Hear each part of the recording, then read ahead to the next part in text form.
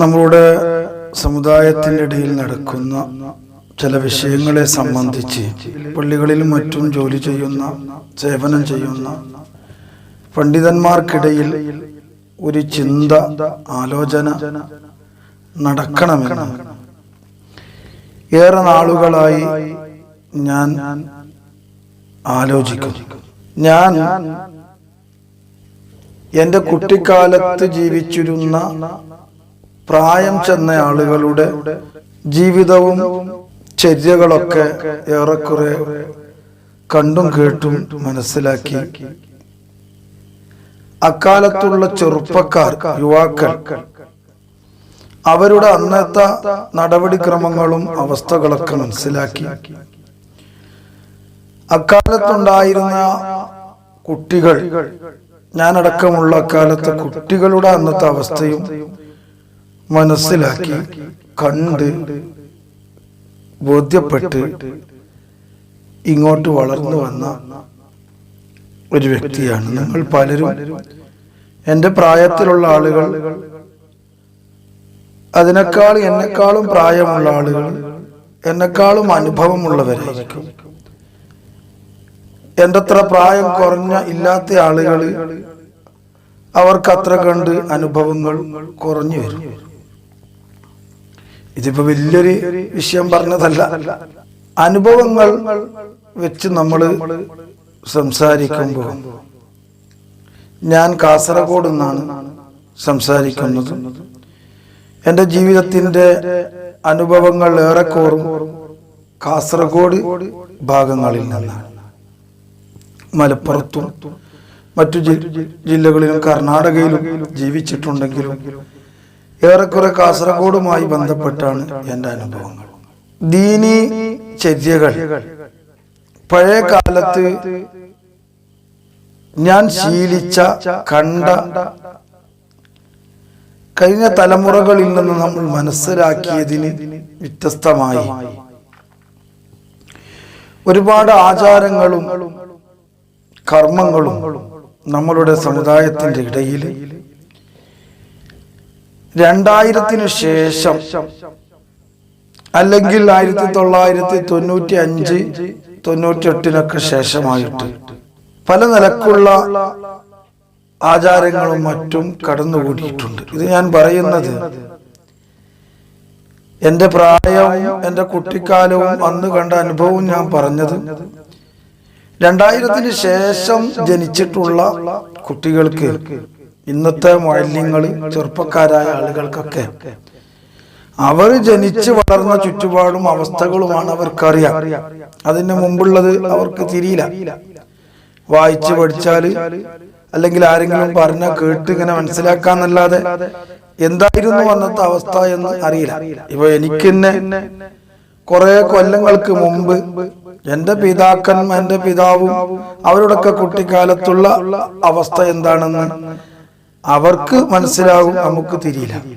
വായിച്ചും കേട്ടും അവരിൽ നിന്ന് മനസ്സിലാക്കി നമുക്ക് മനസ്സിലാക്കാൻ കഴിയുമെന്നല്ലാതെ അനുഭവിച്ചത് ശരിയായ നിലക്ക് അറിയുക അവർക്കാണ്.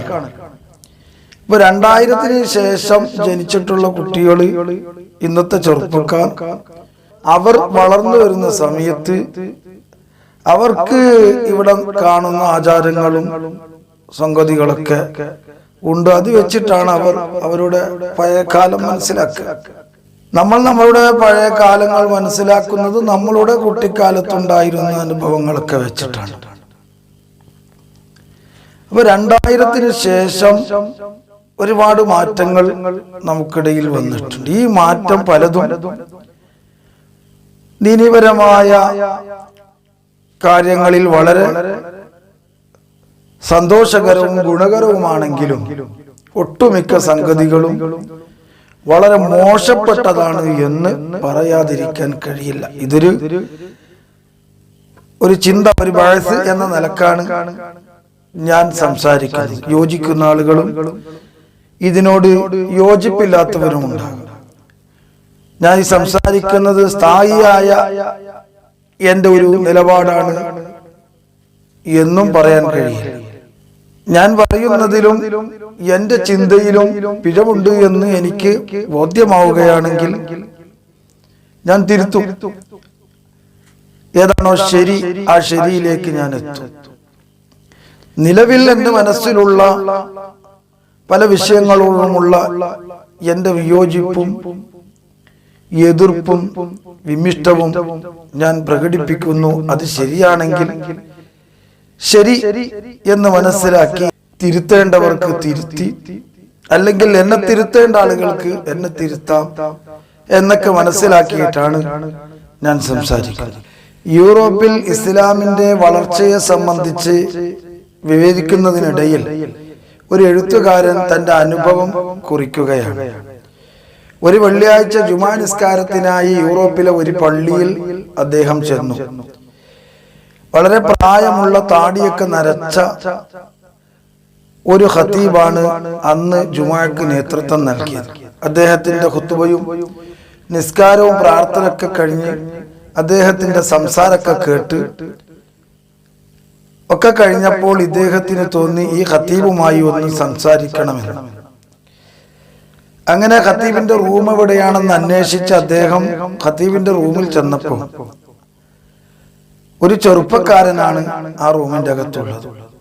അദ്ദേഹത്തോട് സലാം പറഞ്ഞു ഖതീബിനെ കാണാൻ വന്നതാണ്, ഖതീബ് എവിടെ എന്ന് അന്വേഷിച്ചപ്പോൾ എന്താണ് കാര്യമെന്ന് ആ ചെറുപ്പക്കാരൻ ചോദിച്ചു. ഒന്നുമില്ല, ഖതീബിനോടൊന്ന് സംസാരിക്കാൻ വേണ്ടി. അപ്പൊ ആ ചെറുപ്പക്കാരൻ പറഞ്ഞു, ഞാൻ തന്നെയാണ് ഖതീബ്. ഇദ്ദേഹം പറഞ്ഞു, അല്ല, നേരത്തെ ഖുതുബ നിർവഹിച്ച പ്രായമുള്ള അദ്ദേഹത്തെയാണ് ഞാൻ ഉദ്ദേശിക്കുന്നത്, താടിയൊക്കെ നരച്ച ആൾ. അപ്പൊ ഈ ചെറുപ്പക്കാരൻ പറഞ്ഞു, ആ പ്രായമുള്ള ആളാണ് ഞാൻ. പിന്നെ എന്റെ താടി, നരച്ച താടി, അതാ അവിടെ തൂക്കി വെച്ചിരിക്കുന്നു. അപ്പോ കൃത്രിമ താടി, വെപ്പ് താടി, ഇതൊക്കെ ഫിറ്റ് ചെയ്ത് ആളൊരു പ്രായമുള്ള ആളാണ് എന്ന് ജനങ്ങൾക്ക് തോന്നുമാർ വിധം വേഷം കെട്ടിയിട്ടാണ് യൂറോപ്പിലെ ഈ മിമ്പറിലേക്ക് ഈ ഖതീബ് ഖുതുബ നിർവഹിക്കാൻ വേണ്ടി കയറിയത്.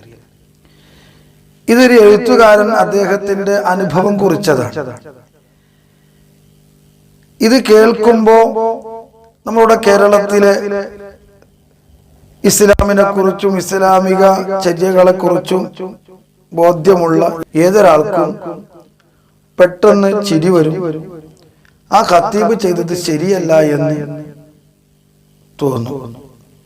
തീർച്ചയായും അത് ശരിയല്ല, അതൊരു കോമാളിത്തരമായി നമുക്ക് തോന്നുന്നു. കാരണം ഇത് ഇബാദത്താണ്. അല്ലാഹുവിന് വേണ്ടി ചെയ്യുന്ന ഇബാദത്തുകളിൽ ഈ വിധത്തിലുള്ള ഹാസ്യങ്ങളും കോമാളിത്തരവും ശരിയല്ല എന്നതാണ് നമ്മളുടെ ചിന്തയും നിലപാടും. ഞാനിത് പറയുന്നത് ഈ രൂപത്തിലല്ലെങ്കിൽ മറ്റൊരു രൂപത്തിൽ നമ്മളും ഇതുപോലെയുള്ള കോമാളിത്തരവും പ്രകടനപരതയും കാട്ടിക്കൂട്ടലുകളും സ്വീകരിച്ചു തുടങ്ങി വളരെ മോശമായ ഒരു അവസ്ഥയിലേക്ക് എത്തിയിട്ടുണ്ടോ എന്നത് നമ്മൾ ആലോചിക്കണമെന്നതാണ് ഞാൻ ഈ സംസാരത്തിൽ ഉദ്ദേശിക്കുന്നത്.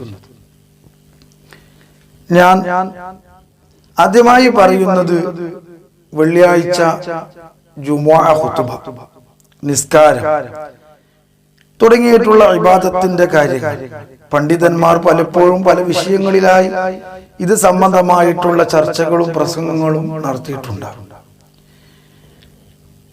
ഖതീബുമാർ, ഉസ്താദുമാർ ഏറെക്കുറെ ഈ വിഷയം ശ്രദ്ധിക്കുന്നവരുണ്ട്, വളരെ ലാഘവത്തോടെ തള്ളിക്കളയുന്നവരുമുണ്ട്. ഒന്നാമതായി ജുമുഅ ഖുതുബ, ഖതീബ് തന്റെ ശബ്ദം ഉയർത്തി 40 ആളുകളെ, ഖതീബ് അടക്കമുള്ള 40 ആളുകളെ ഖുതുബന്റെ ഫർളുകളെ കേൾപ്പിക്കണം. ഇതാണ് നമ്മളുടെ മദ്ഹബ്, ശാഫിഈ മദ്ഹബ്. പഴയ കാലങ്ങളിൽ നമ്മുടെ ജില്ലകളിലും ചുറ്റുഭാഗത്തൊക്കെ ഈ ലൗഡ് സ്പീക്കർ ഉപയോഗിക്കുന്ന ഒരു സമ്പ്രദായം ഉണ്ടായിരുന്നില്ല. എത്രയോ പള്ളികൾ, നൂറുകണക്കിന് ആളുകൾ പങ്കെടുക്കുന്ന പള്ളികൾ സ്പീക്കർ ഉപയോഗിക്കാതെ ഖുതുബയും നിസ്കാരവും നിർവഹിച്ച പള്ളികളായിരുന്നു എന്ന് എല്ലാവർക്കും അറിയാം.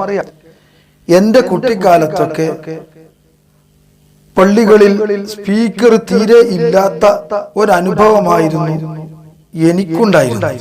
വളരെ കുറവാണ് ലൗഡ് സ്പീക്കർ പള്ളികളിൽ ഉപയോഗിക്കുന്നത്, പ്രത്യേകിച്ച് ഖുതുബക്കൊക്കെ ഉപയോഗിക്കുന്നത്. ഇന്നത് ഇല്ലാത്ത പള്ളി നമ്മുടെ ജില്ലകളിൽ തീരെ തന്നെ ഇല്ല. കേരളത്തിൽ അപൂർവങ്ങളായ ചില പള്ളികൾ മാത്രമാണ് ഇത് ഉപയോഗിക്കാത്തത് എന്ന് നമുക്കറിയാം. ഈ ലൗഡ് സ്പീക്കർ ജുമുഅ ഖുതുബയിൽ ഉപയോഗിക്കുന്നതിന്റെ മതവിധികൾ ഞാൻ സംസാരിക്കുകയല്ല. പണ്ഡിതന്മാർക്കിടയിൽ അത് സംബന്ധമായി അഭിപ്രായ ഭിന്നതകളുണ്ട്.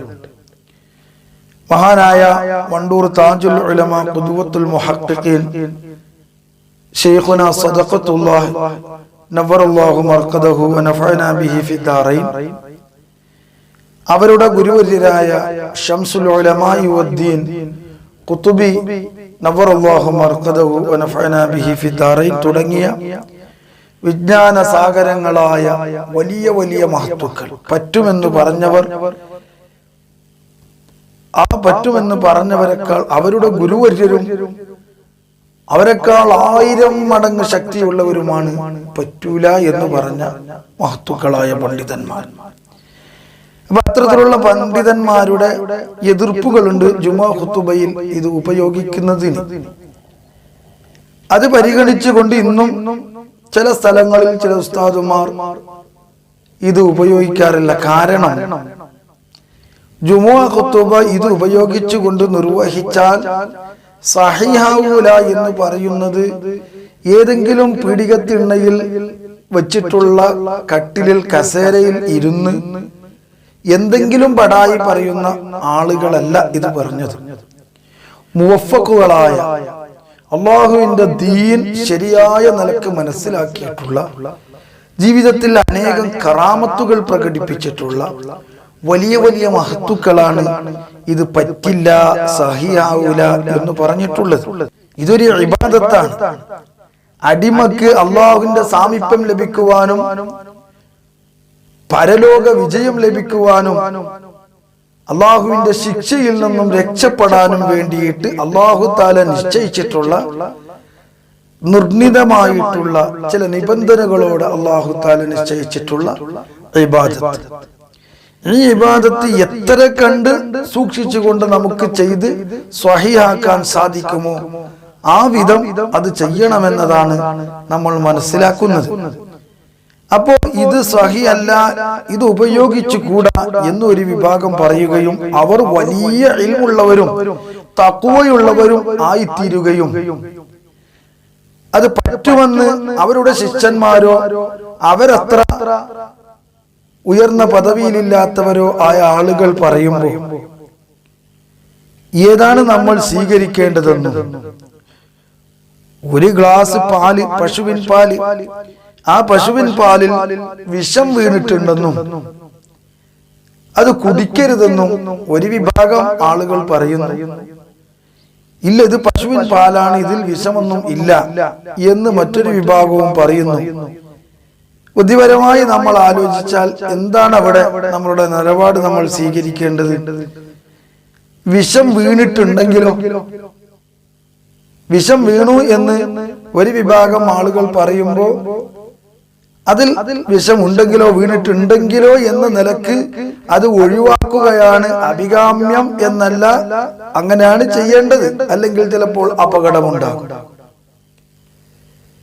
അപ്പൊ ഇവിടെ പണ്ഡിതന്മാരിൽ നല്ലൊരു വിഭാഗം ഇത് ഒഴിവാക്കണം, ജുമാ സഹിയല്ല എന്ന് പറയുന്നു. അല്ല, ഇതിൽ പ്രശ്നമില്ല എന്ന് മറുവിഭാഗം മറ്റൊരു വിഭാഗം പണ്ഡിതന്മാരും പറയുന്നു. ഇത് ഭൗതിക കാര്യം അല്ലതാണ്, ആഖിറത്തിൽ പ്രതിഫലം ലഭിക്കാൻ വേണ്ടി ചെയ്യുന്ന ഒരു അമലാണ്. അള്ളാഹ് നിശ്ചയിച്ചിട്ടുള്ള, നബി സല്ലല്ലാഹു അലൈഹി വസല്ലം തങ്ങൾ പഠിപ്പിച്ച് ചെയ്തു കാണിച്ചു തന്നിട്ടുള്ള ഒരു ഇബാദത്തും ആണ്. പരലോകത്തേക്ക് എത്തിയാൽ ഈ ലൗഡ് സ്പീക്കർ ഖുതുബയിൽ ഉപയോഗിക്കാത്ത ആളുകൾ എന്തുകൊണ്ട് നിങ്ങൾ ലൗഡ് സ്പീക്കർ ഉപയോഗിച്ചില്ല എന്ന് അല്ലാഹു തആല ചോദിക്കൂല. പരലോകത്ത് അള്ളാഹുവിന്റെ മുന്നിലേക്ക് എത്തുമ്പോൾ ലൗഡ് സ്പീക്കർ ഉപയോഗിക്കൽ കുറ്റകരമാണെങ്കിൽ ഈ പണ്ഡിതന്മാരും അതനുസരിച്ച് ചെയ്ത ആളുകളും അള്ളാഹുവിന്റെ മുന്നിൽ രക്ഷപ്പെടും. അവർക്ക് രക്ഷപ്പെടുന്നതിന് ഉപയോഗിക്കാതിരുന്നു എന്നത് തടസ്സമല്ല. ഇത് പറ്റില്ല, സഹിയല്ല എങ്കിൽ ഇത് ഉപയോഗിക്കാൻ പറഞ്ഞവരും ഉപയോഗിക്കാം എന്ന നിലപാട് സ്വീകരിച്ചവരും അതനുസരിച്ച് ചെയ്തവരും നാളെ മഹ്ശറയിൽ കുടുങ്ങും. കാരണം ഇബാദത്ത് സഹിയായിട്ടില്ല. ഇങ്ങനെയാണ് കാര്യങ്ങളെങ്കിൽ വളരെ ഗൗരവത്തോടെയും വളരെ ആലോചിച്ചുകൊണ്ട് മാത്രവും കൈകാര്യം ചെയ്യേണ്ട വിഷയമാണ് ഇത് എന്ന് ആർക്കും ബോധ്യപ്പെടും. ഒഴിവാക്കലാണ് ഏറ്റവും ഗുണകരം. അല്ല, അത് ഒഴിവാക്കുക തന്നെയാണ് വേണ്ടത് എന്ന ഒരു നിലപാടിലേക്ക് ചിന്തിക്കുന്ന ആളുകൾ എത്തും എന്നത് തീർച്ചയാണ്. അപ്പൊ ഞാൻ പറയുന്നത്, ഈ ഒരു ലൗഡ് സ്പീക്കർ ഉപയോഗിക്കുന്നത് പണ്ഡിതന്മാർ വളരെ ലാഘവത്തോടെയും നിസ്സാരമായും കാണുകയാണ്.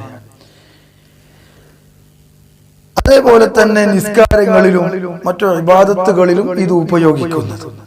ഖത്തീബുമാർ പള്ളിയിലേക്ക് ഖത്തീബായി ജോലി ചെയ്യാൻ വേണ്ടി, ജോലി ഏൽക്കാൻ വേണ്ടി വരുമ്പോൾ നേരെ പോകുന്നത് ഈ മൈക്ക് ആംപ്ലിഫയർ ഒക്കെ വെച്ചിട്ടുള്ള ആ റൂമിന്റെ ഉള്ളിലേക്കാണ്. എന്നിട്ട് മിക്സർ ഉണ്ടോ, എക്കോ ഉണ്ടോ, ശബ്ദം എങ്ങനെ, ഇത് പരിശോധിക്കുകയാണ്. എന്റെ നാട്ടിനടുത്തുള്ള ഒരു മഹല്ലില് ഒരു ഖത്തീബ് മാറി മറ്റൊരു ഖത്തീബ് വരുമ്പോ ഒരുപാട് ഖത്തീബുമാർ ടെസ്റ്റ് ചെയ്യാൻ വേണ്ടിയിട്ട് നാട്ടുകാർ പരിശോധിക്കുമല്ലോ, ഓത്തും കൊത്തുബൊക്കെ. അതിന് ഒരുപാട് ഖത്തീബുമാർ വന്നപ്പോ ഇതിൽ വന്ന ഖത്തീബുമാരിൽ അധികവും മൈക്കയാണ് അവർ നോക്കിയത്. മൈക്ക് എങ്ങനെ ഉണ്ട് എന്ന് മാത്രമല്ല, നിലവിലുണ്ടായിരുന്ന ഖത്തീബിനോട്, അദ്ദേഹം റമളാന്റെ ശേഷം വിടുകയാണ്, ആ ഖത്തീബിനോട് ഒരു ഖത്തീബ് അയാള് പരിശോധിക്കാൻ വന്നപ്പോ, പരിശോധനക്കായി എത്തിയപ്പോ അയാള് പറഞ്ഞല്ലോ, നിങ്ങൾ ഇവിടെ കുറച്ച് കൊല്ലം നിന്നതല്ലാതെ വികസനമൊന്നും നടത്തിയിട്ടില്ല. ഇപ്പോ ഈ ഖത്തീബ് എന്താ വികസനം? എല്ലാം ആ മൈക്കൊക്കെ പഴയതന്നെയാണ്, മിക്സറും ഒക്കെ ഒന്നുമില്ല. വേറൊരു മൊയിലാര് ഒരു പ്രാവശ്യം ഒരു പള്ളിയിൽ ജുമാക്ക് എടുത്തിട്ട് ആ ഖത്തീബിന്റെ ഖുതുബ ഏറെ ഇഷ്ടപ്പെട്ടു, മൈക്കിലൂടെയാണ് ഓതുന്നത്, ഏറെ ഇഷ്ടപ്പെട്ടിട്ട് അദ്ദേഹം പിന്നീട് ഇദ്ദേഹത്തിനോട് പറഞ്ഞത്, നിങ്ങൾ ആ മറ്റേ പള്ളിയിൽ നിൽക്കണമായിരുന്നു, നിങ്ങളെ പള്ളിയിലെ മൈക്ക് മിക്സർ വെക്കൊന്നുമില്ല, മറ്റേ പള്ളിയിലെ അതിൽ നിങ്ങളെ കൊത്തു പോതിയാ ഭയങ്കര ജോറാവുമായിരുന്നു.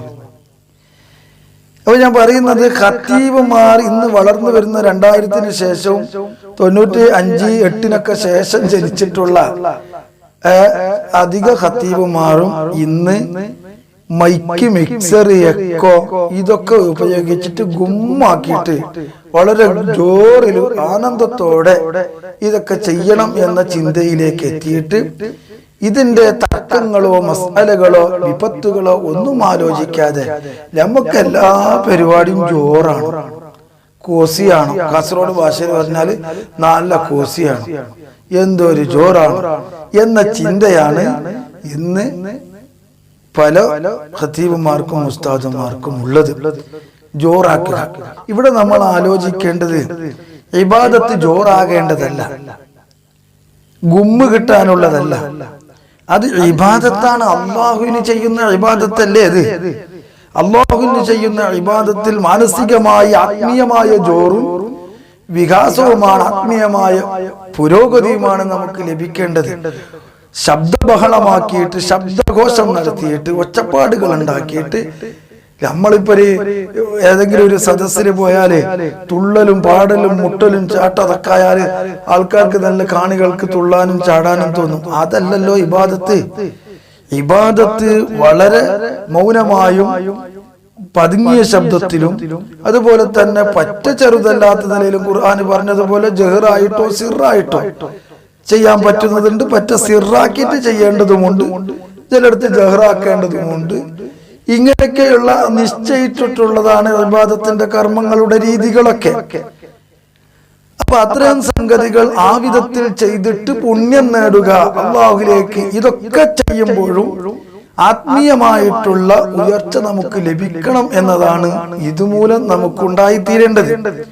അതിനെ തീർത്തും ഇല്ലാതാക്കുന്ന കേവലം ശബ്ദം കൊണ്ടുള്ള ഒരു കളി, പള്ളികൾ ശബ്ദമുഖരിതമാക്കിയിട്ട് ശബ്ദ ഘോഷം നടത്തുന്ന ഒരു കേന്ദ്രമാക്കിയിട്ട്, നിങ്ങൾ ആലോചിച്ചു നോക്കൂ.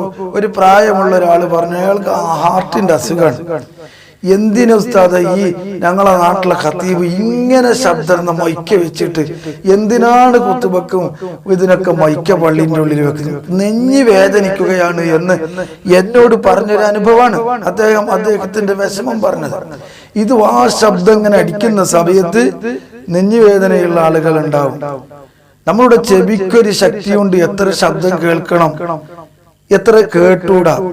അപ്പൊ ഇതൊക്കെ ഉപയോഗിച്ചുകൊണ്ട് ജനങ്ങൾക്ക് പലർക്കും ശല്യമാകുന്ന രൂപത്തിൽ, അത് മറ്റൊരു വിഷയം, ശല്യമാകലും ശല്യമാകാതിരിക്കലും, ശല്യമായാലും ആയില്ലെങ്കിലും കേൾവികൾക്ക് സന്തോഷമായാലും ഇല്ലെങ്കിലും ഇത് ഉപയോഗിക്കുന്നതിന്റെ കാര്യങ്ങൾ ഞാൻ പറഞ്ഞു. പണ്ഡിതന്മാർക്കിടയിലുള്ള അഭിപ്രായ ഭിന്നതകളൊക്കെ അത് സൂക്ഷിക്കേണ്ടതാണ് എന്ന് നമുക്കപ്പോൾ ബോധ്യപ്പെടും. അപ്പൊ ഈ കാര്യങ്ങളൊന്നും ആലോചിക്കാതെ ചെറുപ്പക്കാർ, ഇന്ന് വളർന്നു വരുന്ന ആളുകള് മൈക്കയിലേക്കാണ് കൂടുതൽ ശ്രദ്ധ ചെലുത്തുന്നത്. അത് വേണം, അത് കൊണ്ടുവരണം നിസ്കാരത്തിൽ ഒക്കെ ഉപയോഗിച്ചുകൊണ്ട്. ഇമാമുമാരുടെ പിന്നിൽ തുടരാൻ പറ്റാത്ത രൂപത്തിലാണ് ഇതൊക്കെ. നിങ്ങൾ ആലോചിച്ചു നോക്കുക, അള്ളാഹുവിന് നമ്മൾ ചെയ്യുന്ന ഇബാദത്തുകൾ, ആ ഇബാദത്ത് ചെയ്യുന്ന സമയത്ത് അള്ളാഹുവിന്റെ മുന്നിൽ നിൽക്കുമ്പോൾ ഇതിങ്ങനെ തലയിൽ വെച്ച് ആ പാട്ടുകാരൊക്കെ വെക്കുന്ന രൂപത്തിലുള്ള മൈക്ക ചില സ്ഥലങ്ങളിൽ തലക്കൊക്കെ ചുറ്റി ഇതിന്റെ വയറ് അതിനെ ശരിയാക്കി സുജൂദിലേക്കും റുക്കൂലേക്കൊക്കെ പോയി. ഞാനൊരു നിക്കാഹിന് പോയപ്പോ രണ്ടാമത്തെ റക്അത്തിൽ, അസർ നിസ്കാരത്തിൽ രണ്ടാമത്തെ റക്അത്തിൽ സുജൂദിലേക്ക് ഇമാമ് പോയപ്പോ വല്ലാത്ത കൂക്കല് മൈക്ക്. അങ്ങനെ കൂക്കി പിന്നെ തഹിയ്യാത്ത് കഴിഞ്ഞ് മൂന്നാമത്തെ റക്അത്തിലേക്ക് ഉയർന്ന് വല്ലാത്ത കൂക്കല്. നമ്മളെ കാസർഗോഡ് റിയാസ് മൗലവിയെ കൊലപ്പെടുത്തിയതിന്റെ ശേഷം ആണ് ഈ സംഭവം. അപ്പോ ആ പള്ളിയുടെ പുറത്തു ഭാഗത്ത് പള്ളിക്ക് ഗ്രിൽസ് ഫിറ്റ് ചെയ്യുകയാണ്. അപ്പൊ അതിന്റെ പണിക്കാരൊക്കെ പണി നടത്തുന്നുണ്ട് അവിടെ. അപ്പൊ അതുമായി ബന്ധപ്പെട്ടെന്തോ കറന്റിന്റെ വോൾട്ടേജ് കൂടിയതോ കുറഞ്ഞതോ ആണ്. അപ്പൊ ഈ മൈക്ക കൂക്കാൻ തുടങ്ങി. അങ്ങനെ മൂന്നാമത്തെ റക്അത്തില് സുജൂദിലേക്ക് പോകുന്ന സമയത്ത് ഞാൻ നേരെ ഖത്തീബിന്റെ പിന്നിൽ മുഅദ്ദിനിന്റെ തൊട്ട് ഇടഭാഗത്തായി നിൽക്കുകയാണ്. അപ്പോ മൈക്ക് സെറ്റ് ആംപ്ലിഫയർ ഒക്കെ ഈ ഇതിന്റെ മിമ്പറിന്റെ അടിയിലൊരു ബോക്സ് ഉണ്ട്, അതിലാണുള്ളത്. അപ്പൊ ഈ മുഅദ്ദിന് ഇത് തുറന്നിട്ട് ആ മൈക്കിന്റെ ശബ്ദം കുറച്ചു. നിങ്ങൾ ആലോചിച്ചു നോക്കൂ, അള്ളാഹുവിന് ചെയ്യുന്ന നിസ്കാരം ഇതൊന്നും നമ്മളെ അനുഭവത്തിൽ ചെറുപ്പത്തിൽ ഇല്ലല്ലോ. എന്റെ പ്രായമുള്ള ആൾക്കാരൊക്കെ ചിന്തിക്ക്, ഇതൊക്കെ നമ്മളെ ചെറുപ്പത്തിലുണ്ടോ? ഇതിങ്ങനെ തൊടലും തിരിക്കലും മുക്രീത് ശരിപ്പെടുത്തിക്കൊണ്ടിരിക്കലും. ഇനി ഖുതുബ ഓതുന്ന സമയത്ത് തന്നെ ചില പള്ളിയിലെ മുക്രിമാർക്ക് ഇത് കൂട്ടലും കുറക്കലുമാണ്. മൈക്കൽ തന്നെയാണ്. നബി സല്ലല്ലാഹു അലൈഹി വസല്ലം തങ്ങളെന്താ പറഞ്ഞത്? പള്ളിയിൽ ഖുതുബ നിർവഹിക്കുന്ന സമയത്ത് അത് ശ്രദ്ധിക്കണം. മദീനത്തെ പള്ളിയിലെ ചരക്കല്ലുകളാണ്, ആ കല്ല് വരെ തൊട്ടുപോകരുത്. അങ്ങനെ ചെയ്താൽ നിങ്ങളുടെ ജുമ നഷ്ടപ്പെടുമെന്നൊക്കെ പറയുന്നു. ഒരാൾ സംസാരിക്കുമ്പോൾ, ജുമാന്റെ ഖുതുബ നിർവഹിക്കുന്ന സമയത്ത് പരസ്പരം സംസാരിക്കാൻ പാടില്ല. നീ സംസാരിക്കരുത് എന്ന് പറഞ്ഞാൽ പോലും അതിലാകുവാണ് പാടില്ല എന്ന് അഷ്റഫുൽ ഖൽഖ് സല്ലല്ലാഹു അലൈഹി വസല്ലം തങ്ങളുടെ പാഠം നമുക്ക് പഠിപ്പിക്കുമ്പോൾ മൈക്ക് ശരിയാക്കിക്കൊണ്ടിരിക്കുകയാണ് മുക്രിന്റെ ജോലി. അപ്പൊ ഇതൊക്കെ കാണുമ്പോ നമ്മൾ ആലോചിക്കണം, ഇതല്ല, ഇതൊന്നും ശരിയല്ല, ഇത് ഇബാദത്തിലും പള്ളിയിലൊക്കെ കയറ്റേണ്ട ഒരു സംഗതിയല്ല എന്ന് നമ്മൾ തിരിച്ചറിയണം എന്റെ പ്രിയപ്പെട്ട സുഹൃത്തുക്കളെ. അതുപോലെ തന്നെ നിക്കാഹിന്റെ സദസ്സ്, നമ്മുടെ നാടുകളിൽ നടക്കുന്ന കല്യാണത്തിന്റെ നിക്കാഹിന്റെ സദസ്സ് നിങ്ങളൊന്ന് ആലോചിച്ചു നോക്കൂ. ഇന്ന് അധിക നിക്കാഹിനും നമ്മളെ കാസർഗോഡ് ജില്ലയിലൊക്കെ വീട്ടിന്റെ മുന്നിൽ വലിയ സ്റ്റേജാ, അല്ലെങ്കിൽ ഹാളിലാണ് കല്യാണം. ഹാളിലാകുമ്പോ അവിടെ സ്റ്റേജ് ഉണ്ടാവും. വീട്ടിലാണെങ്കിൽ സ്റ്റേജ് ഉണ്ടാക്കുക, വലിയ സ്റ്റേജൊക്കെ ഉണ്ടാക്കി മൈക്ക് സെറ്റൊക്കെ കൊണ്ടുവന്നിട്ട് കല്യാണം കഴിക്കണം. എന്നിട്ട് ആ നിക്കാഹിന്റെ മുമ്പ് ഒരാള് പ്രസംഗിക്കും. കാര്യപ്പെട്ട ഒരാള് രാഷ്ട്രീയ നേതാവായിരിക്കും ചിലപ്പോ, അല്ലെങ്കിൽ അല്പം സംസാരിക്കാൻ കഴിയുന്ന ആളായിരിക്കും. അയാള് എണിച്ചിട്ട് വൈക്കൊക്കെ പിടിച്ചിട്ട് ഇന്നത്തെ നിക്കാഹിന് കാർമ്മികത്വം വഹിക്കുന്നത് ഇന്നയാളാണ്, ഖുതുബ നിർവഹിക്കുന്നത് ഇന്നയാളാണ്, ദ്വാരക്കുന്നത് ഇന്നയാളാണ്, ഇങ്ങനെയൊക്കെ പറഞ്ഞിട്ട് ക്ഷണിക്കലും സ്വാഗതം പറയുന്ന രൂപത്തില്. ഇതൊക്കെ മോശാണ് എന്ന്, തെറ്റാണ് എന്ന് ഒറ്റടിക്ക് പറയല്ല. ഇതുകൊണ്ട് ലഭിക്കുന്ന എന്ത് മെസ്സേജാണ് ഈ പ്രവർത്തനങ്ങളിലൂടെ സമുദായത്തിന് നമ്മൾ നൽകുന്നത് എന്ന് ഞാൻ ചിന്തിപ്പിക്കുകയാണ്. യോജിക്കുന്ന ആളുകളും വിയോജിക്കുന്ന ആളുകളും ഉണ്ടാകാം, ഞാൻ തുടക്കത്തിൽ പറഞ്ഞതുപോലെ. അപ്പോ കല്യാണം കഴിക്കേണ്ടത് ഇങ്ങനെയാണ്. നമ്മൾ കല്യാണം കഴിക്കുമ്പോൾ വീട്ടിന്റെ മുന്നിൽ സ്റ്റേജൊക്കെ ഉണ്ടാക്കിയിട്ട് മൈക്ക സെറ്റൊക്കെ കൊടുത്തിട്ട് ഇതാ ഇങ്ങനെയാണ്, എല്ലാവർക്കും റാഹത്താണ്, സന്തോഷമാണ്. കല്യാണത്തിൽ ഒരുമിച്ച് കൂടി ഇതുപോലെ അതിന്റെ മുമ്പ് ചില സ്ഥലത്ത് ഞാൻ പങ്കെടുത്ത സ്ഥലത്ത് കാർമ്മികത്വം വഹിക്കാനുള്ള ആളെത്താൻ വേണ്ടി വൈകിയപ്പോ ഒരു പാട്ടുകാരനുണ്ടായിരുന്ന ആളെ കൊണ്ടൊരു പാട്ടൊക്കെ പാടിപ്പിച്ചു. നല്ല സദസ്സിന് റാഹത്തായി. എന്നിട്ട് അയാള് ആ നിക്കാഹിന് നേതൃത്വം നൽകേണ്ട ആളെത്തിയപ്പോ ഈ പറഞ്ഞൊരു സ്വാഗത പ്രസംഗം പോലെ ഒരാൾ കുറച്ച് സംസാരിച്ചു. അത് കഴിഞ്ഞിട്ട് പിന്നെ നിക്കാഹ് ഖുതുബ, പിന്നെ നിക്കാഹ്, ഇതൊക്കെ അതിന്റെ മട്ടത്തിൽ സ്പീക്കറും സ്റ്റേജൊക്കെ ആയപ്പോ നല്ല സദസ്സിലുള്ള ആളുകൾക്കൊക്കെ എങ്ങനെയാണ് കല്യാണം കഴിക്കേണ്ടത് എന്ന്, എന്റെ മകന്റെ കല്യാണം അല്ലെങ്കിൽ എന്റെ കല്യാണം ഇങ്ങനെ നടത്തണം എന്ന ഒരു ചിന്തയിലേക്ക് സമുദായത്തിനെ എത്തിക്കുകയാണ്. ഇതുമൂലം എന്താ ഉണ്ടാകുന്നത്? കല്യാണത്തിന്റെ ആർഭാടം കൂടുകയാണ്. ഇപ്പോ മുസ്ലിം ലീഗിന്റെ ഒരു തീരുമാനം ഞാന് ഫേസ്ബുക്കിലോ മറ്റോ കണ്ടത്, കല്യാണത്തിലെ ആർഭാടങ്ങളും മറ്റും കുറക്കാൻ വേണ്ടിയിട്ട് മുസ്ലിം ലീഗ് പ്രവർത്തിക്കുന്നു എന്നാണ്. എങ്ങനെയാണ് ആർഭാടം കുറക്കുക? എന്റെ പ്രിയപ്പെട്ട സുഹൃത്തുക്കളെ, ഇങ്ങനെയുള്ള കല്യാണങ്ങൾ നടത്തിയിട്ട് ആർഭാടങ്ങൾ കൂട്ടല്ലേ. കല്യാണം പള്ളികളിൽ ഒതുക്കിയിട്ട്, നിക്കാഹ് പള്ളിയിൽ ഒതുക്കിയിട്ട് ചെറിയ രൂപത്തിൽ ആക്കേണ്ടതിനു പകരം കേരളത്തിൽ അറിയപ്പെടുന്ന സാദാത്യങ്ങളെയും നേതാക്കളെയും കൊണ്ടുവന്നിട്ട്, അതൊന്നും തെറ്റാണ് എന്നല്ല പറയുന്നത്, അതൊക്കെ കൊണ്ടുവന്നിട്ട് ആയിരക്കണക്കിന് ആളുകളെയാണ് കല്യാണത്തിൽ ഒരുമിച്ച് കൂട്ടുന്നത്. അങ്ങനെ ആയിരക്കണക്കിന് ആളുകൾ ഒരുമിച്ച് കൂടുമ്പോൾ അതിനു മാത്രമുള്ള സൗകര്യങ്ങൾ ഉണ്ടാക്കേണ്ടതുണ്ട്. അങ്ങനെ സൗകര്യങ്ങൾ ഉണ്ടാകുമ്പോൾ അതിന് ആ രൂപത്തിലുള്ള സൗന്ദര്യങ്ങളും ആവശ്യമായി വരും. അങ്ങനെ ആകുമ്പോഴാണല്ലോ ഇതെല്ലാം ആഡംബരമായി മാറുക. എന്നിട്ട് ആഡംബരമില്ലാത്ത കല്യാണം കുറക്കണം, ആഡംബരമില്ലാത്ത കല്യാണം ആകണം, ആഡംബരം കുറക്കണം എന്ന് പറയുന്നതിൽ എന്താ അർത്ഥമുള്ളത്? ഒരു ആഡംബരമുള്ള ഒരു കല്യാണം, ഈ രൂപത്തിലുള്ള ഒരു കല്യാണത്തിൽ പങ്കെടുത്തപ്പോൾ ഒരാൾ പ്രസംഗിച്ചതിന് മുമ്പ് അബ്ദുറഹ്മാൻ ഇബ്നു ഔഫ് റളിയല്ലാഹു അൻഹുവിന്റെ കല്യാണം, മഹാനർ കല്യാണം കഴിച്ചിട്ട് പള്ളിയിലേക്ക് വന്നപ്പോ റസൂൽ സല്ലല്ലാഹു അലൈഹി വസല്ലം തങ്ങൾ പറഞ്ഞു, അബ്ദുറഹ്മാൻ ഇബ്നു ഔഫ് നീ കല്യാണം കഴിച്ചു അല്ലേ? അപ്പൊ റസൂൽ സല്ലല്ലാഹു അലൈഹി വസല്ലം തങ്ങൾ മദീനയിലുണ്ടായിട്ട്, ലോകത്തിന്റെ നേതാവ് അഷ്റഫുൽ ഖൽഖ് സല്ലല്ലാഹു അലൈഹി വസല്ലം തങ്ങൾ മദീനയിലുണ്ടായിട്ട് സ്വർഗം കൊണ്ട് നബിതങ്ങൾ സന്തോഷ വാർത്ത അറിയിച്ച അബ്ദുറഹ്മാൻ ഇബ്നു ഔഫ് എന്ന പ്രമുഖനായ ആ സ്വഹാബി റസൂൽ സല്ലല്ലാഹു അലൈഹി വസല്ലം തങ്ങളെ കല്യാണത്തിന് വിളിച്ചില്ല എന്ന് മാത്രമല്ല, കല്യാണത്തിന് കാര്യം നബിതങ്ങൾ അറിയുന്നത് അബ്ദുറഹ്മാൻ ഇബ്നു ഔഫ് തങ്ങൾ പള്ളിയിലേക്ക് വന്നപ്പോ സുഗന്ധം, അത്തറിന്റെ സുഗന്ധത്തിൽ നിന്നാണ് റസൂൽ മനസ്സിലാക്കുന്നത്. എന്താ നമ്മൾ ഇതിൽ നിന്ന് മനസ്സിലാക്കുന്നത്? അള്ളാന്റെ റസൂലിനെ അബ്ദുറഹ്മാൻ ഇബ്നു ഔഫ് തങ്ങൾ കല്യാണം അറിയിച്ചിട്ടില്ല. അതുകൊണ്ട് ആരെയും അറിയിക്കണ്ട എന്നല്ല. അപ്പൊ ആ സ്വഹാബികൾ കല്യാണത്തിനെ എങ്ങനെയായിരുന്നു കണ്ടിരുന്നത് എന്നത് നമ്മൾ പറയാണ്. ഈ സംഭവം ഉദ്ധരിച്ചിട്ടാണ് ഒരു കല്യാണത്തിൽ, ആർഭാടപൂർവ്വം നടത്തിയ ഒരു കല്യാണത്തില് സ്വാഗതമായിട്ട് ഒരാൾ പ്രസംഗിച്ചത്. എന്തിനാണ് ഇയാൾ ഇത് ഉദ്ധരിച്ചത് എന്നറിയില്ല. അയാൾ ഇതിന് നേതൃത്വം നൽകുകയാണ്, സ്റ്റേജൊക്കെ കെട്ടി ഇതൊക്കെ നടത്തുന്ന ഇതിന് നേതൃത്വം നൽകിയിട്ട് അദ്ദേഹം സംസാരിക്കുന്നത് അബ്ദുറഹ്മാൻ ഇബ്നു ഔഫിന്റെ കല്യാണം പോലെയാകണം. ഇത് അബ്ദുറഹ്മാൻ ഇബ്നു ഔഫിന്റെ കല്യാണം പറഞ്ഞിട്ട് അവരെ കളിയാക്കുന്നതാണോ അതല്ല ഇത് തെറ്റാണ് എന്ന് പറയുന്നതാണോ എന്നറിയില്ല. അദ്ദേഹം ഇതിനെ സപ്പോർട്ട് ചെയ്തുകൊണ്ട് സംസാരിക്കുന്ന രൂപത്തിലാണ് സംസാരിക്കുന്നത്. അപ്പോൾ ഈ രൂപത്തിലാണ് നമ്മൾ ഇസ്ലാമിന്റെ ചരിത്രങ്ങളും മഹാന്മാരുടെ ചരിത്രങ്ങളൊക്കെ പ്രസംഗിക്കാൻ വേണ്ടി ഉപയോഗിക്കുന്ന മാറ്ററുകളാക്കി മാറ്റുക എന്നതല്ലാതെ അതിൽ നിന്നുള്ള പാഠം ഉൾക്കൊള്ളാന് നമുക്ക് കഴിയുന്നില്ല എന്നത് വളരെ ദുഃഖകരമാണ്. ഇനി നോക്കൂ, കല്യാണത്തിൽ തന്നെ നിക്കാഹ് ചെയ്തു കൊടുക്കുന്ന, നിക്കാഹ് പെണ്ണിനെ കെട്ടിച്ചു കൊടുക്കുന്ന പെണ്ണിന്റെ ബാപ്പ അല്ലെങ്കിൽ വലിയ കെട്ടുന്ന പുതിയാപ്പള, രണ്ട് സാക്ഷികൾ, ഇവർ മാത്രം കേൾക്കേണ്ട ഒരു സംഗതിയാണ് ഈ ഈജാബും കബൂലും, ആ നിക്കാഹിന്റെ വാചകങ്ങൾ. അവിടെയും ഈ യന്ത്രം ലൗഡ് സ്പീക്കർ കൊണ്ടുവരും. അത് സ്റ്റേജൊക്കെ ആയാലും പിന്നെ അത് ഉപയോഗിച്ചില്ലെങ്കിൽ അനർത്ഥായിട്ട് ആൾക്കാർ ബഹളുണ്ടാക്കും. ഉസ്താദ് അത് ഉപയോഗിച്ചില്ല എന്ന് പറഞ്ഞിട്ട് അതിനുള്ള സൗകര്യമാണ്. പള്ളിയിലും ഇപ്പൊ അങ്ങനെയാണ്. അപ്പോ ഇത് ഈ 4 ആൾക്കാർ നടത്തുന്ന ഇടപാടാണ്. ഇത് മറ്റൊരാൾ കേൾക്കേണ്ട ആവശ്യമില്ല. 2 സാക്ഷികളും ഇവർ 2 ആളും കേൾക്കേണ്ടതാണ്. അത് ചൊല്ലാൻ അറിയാത്തത് കൊണ്ട്, സാധാരണക്കാരായതുകൊണ്ട് ഒരു ഉസ്താദ് അത് ചൊല്ലിക്കൊടുക്കും. അവിടെയും ഇത് കൊണ്ടുവരാൻ, ഇതും നിസാരമായി കാണുകയാണ്.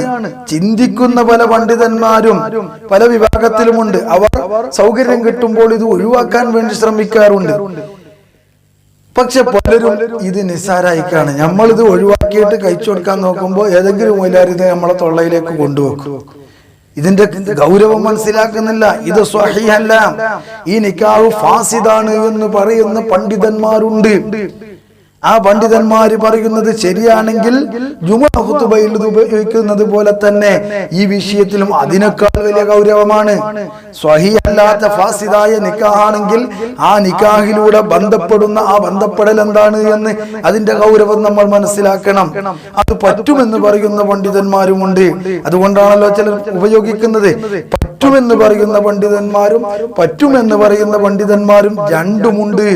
പക്ഷേ ഇത് ഉപയോഗിക്കുന്നത് കൊണ്ട് പറ്റില്ല എന്നതാണ് ശരിയെങ്കിൽ നമ്മൾ ശ്രദ്ധിക്കണ്ടേ. ഇതൊരു ചെറിയ സംഗതിയല്ലല്ലോ. ആ നിക്കാഹിലൂടെ നടത്തുന്നത് ആ പെണ്ണുമായിട്ടുള്ള ബന്ധപ്പെടലല്ലേ, സന്താന ഉൽപാദനമല്ലേ ശേഷം നടക്കുന്നത്. ഇത് ശരിയല്ലെങ്കിൽ ആ ബന്ധപ്പെടലും അതിലൂടെയുള്ള സന്താന ഉൽപാദനമൊക്കെ അതിന്റെ കാര്യം എന്താണ്, അതിന്റെ ഗൗരവം എത്രയാണ്, ഇത് നമ്മൾ ആലോചിക്കണ്ടേ. അപ്പൊ ഇത് പരമാവധി നമുക്ക് ഒഴിവാക്കാൻ സാധിക്കുമെങ്കിൽ ഒഴിവാക്കുകയല്ലേ വേണ്ടത് എന്ന ഒരു നിലയിലേക്കെങ്കിലും, ആ ഒരു ചിന്തയിലേക്കെങ്കിലും നമ്മൾ എത്തേണ്ടതില്ലേ. ഒരു പറ്റം പണ്ഡിതന്മാർ, ഞാൻ നേരത്തെ പറഞ്ഞതുപോലെ, വെറുതെ പീഡികത്തിണ്ണയിലിരുന്ന് ബഡായി പറയുന്ന ആളുകളല്ല, ഇത് പറ്റൂല എന്ന് പറയുന്നവർ. ശാഫിഈ ഫിഖ് കൂലങ്കഷമായി ചർവണം നടത്തിയിട്ടുള്ള, വളരെ ആഴത്തിൽ പഠിച്ചിട്ടുള്ള പണ്ഡിതന്മാരാണ്. ഇത് പറ്റില്ല എന്ന് പറയുന്നവർ. നിഷ്പക്ഷമായി സംഘടനാ പക്ഷപാതിത്വങ്ങളൊക്കെ മാറ്റി നിർത്തിയാൽ ശാഫിഈ മദ്ഹബിന്റെ കിതാബിലേക്ക് മാത്രം നമ്മൾ ശ്രദ്ധിച്ചാൽ അവർ പറയുന്നത് 100% ശരിയാണെന്ന് ഏതൊരാൾക്കും ബോധ്യപ്പെടുന്നതാണ്. അപ്പോൾ ഇത് നമ്മൾ നിസ്സാരമായി കാണരുത്. കാണാൻ പറ്റുന്ന ഒരു സംഗതിയാണോ? ഗൗരവത്തോടെ നമ്മൾ ആലോചിക്കേണ്ട. പരമാവധി ഇത് നമുക്ക് ഒഴിവാക്കാൻ പറ്റുമെങ്കിൽ ഒഴിവാക്കുകയല്ലേ വേണ്ടത്. അവിടെയും നമ്മളത് നിസ്സാരമായി കണ്ട് ഇത് ഉപയോഗിക്കുകയാണ് അനാവശ്യമായി. ഇനി നിങ്ങൾ നോക്കൂ, നമ്മളുടെ പള്ളികളിൽ റാത്തീബുകളും മൗലീദുകളും നടക്കാറുണ്ട്, ദിക്റുകൾ നടക്കാറുണ്ട്, മജ്ലിസ് നൂറുകളും അതുപോലെയുള്ള ബദരിയത്തിന്റെ വിരുദുകളൊക്കെ നടക്കാറുണ്ട്. ഇതൊക്കെ നടക്കുമ്പോൾ ഒരു മഹല്ലില് ഇങ്ങനെ ആഴ്ചയിലോ കൊല്ലത്തിലോ ഇത് നടത്തുന്നുണ്ടെങ്കിൽ മഹല്ലിലെ ഖതീബോ ഉത്തരവാദപ്പെട്ട ആളുകളോ ഇന്ന് അറിയിക്കാനുള്ള സംവിധാനം എമ്പാടുമുണ്ട്.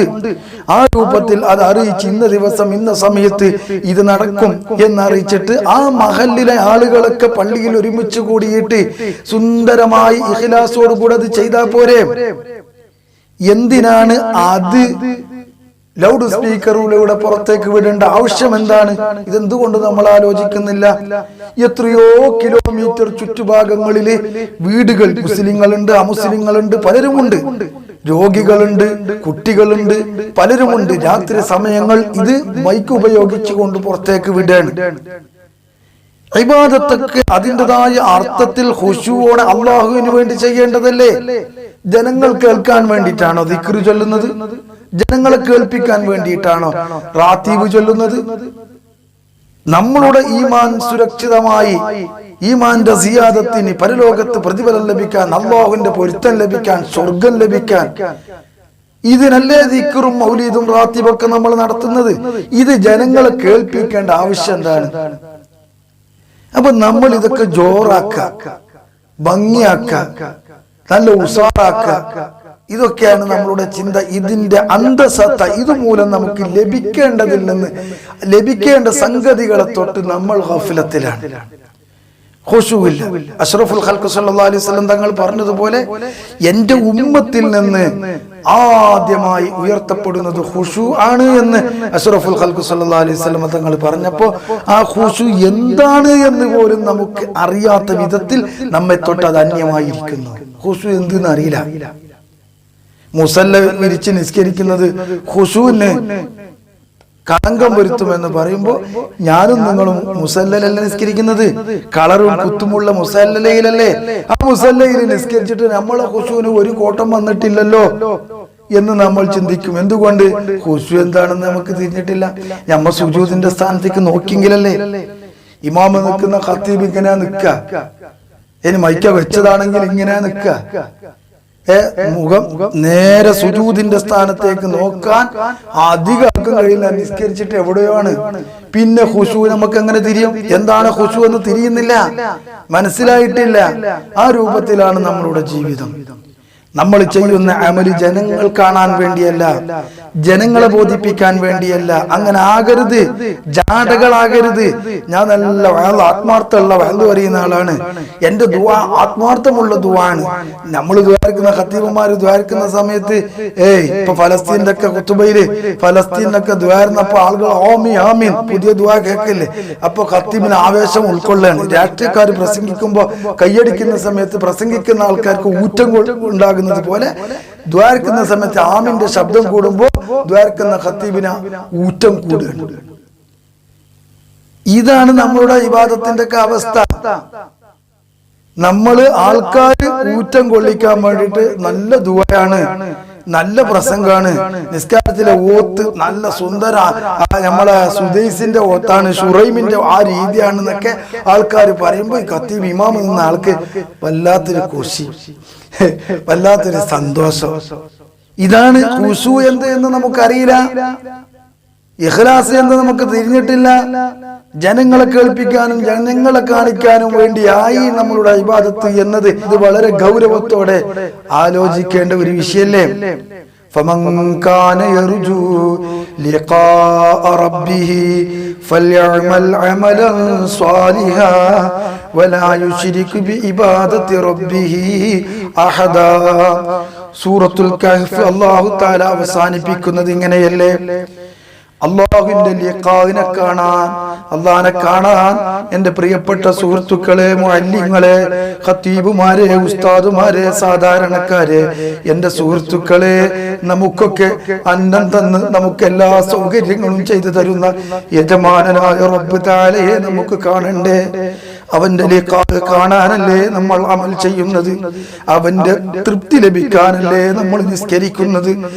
അവൻ എല്ലാം മഗ്ഫിറത്ത് ചെയ്ത് നമ്മളുടെ ജീവിതത്തിൽ നമുക്ക് സംഭവിച്ചതെല്ലാം അല്ലാഹ് നമുക്ക് പൊരുത്തപ്പെട്ടു തന്ന് അടിമയായ നമ്മെ അല്ലാഹു തആല വിളിച്ചിട്ട് നിനക്ക് മുഴുവനും പുറത്തു തന്നിരിക്കുന്നു എന്ന് പറഞ്ഞ് സ്വർഗീയ ലോകത്തേക്ക് ഹിസാബില്ലാതെ രക്ഷപ്പെടുത്തിയതിലേക്ക് അല്ലാഹു തആല പ്രവേശിപ്പിച്ച് അഷ്റഫുൽ ഖൽഖ് സല്ലല്ലാഹു അലൈഹി വസല്ലം തങ്ങളോടൊപ്പം സ്വർഗീയ ലോകത്ത് കഴിയാനും യജമാനനായ റബ്ബിന്റെ ലിഖാഇനെ കാണുക എന്ന ഏറ്റവും വലിയ പദവി നമുക്ക് ലഭിക്കുവാനുമല്ലേ നമ്മൾ ഈ അമലുകളൊക്കെ ചെയ്യുന്നത്.